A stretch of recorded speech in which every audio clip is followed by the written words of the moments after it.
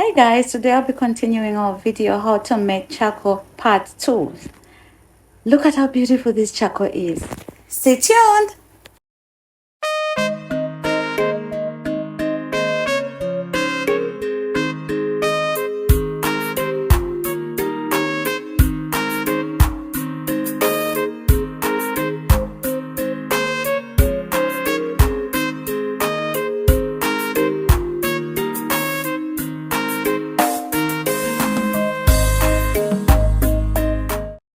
We are now going to even our wood using a chainsaw because we are planning to put an old piece of galvanized on this side instead of covering it with soil.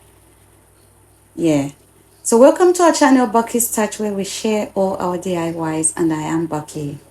Yeah, thank you to our wonderful subscribers for always coming back to watch our videos.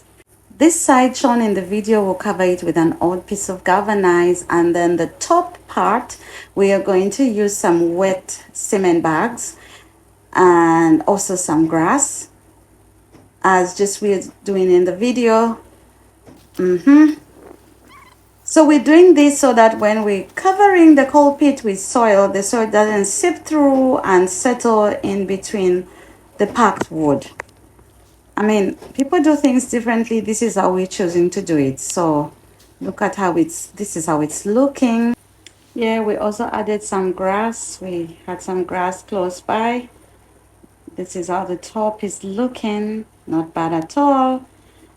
And we've already covered this side with galvanized. Yeah, and then all the spaces in between, we're filling it with grass. It's now time to cover the top with soil. If you're visiting our channel for the first time, thank you for stopping by. Please do subscribe. We really appreciate your support. So as you can see, we've finished covering the top with soil.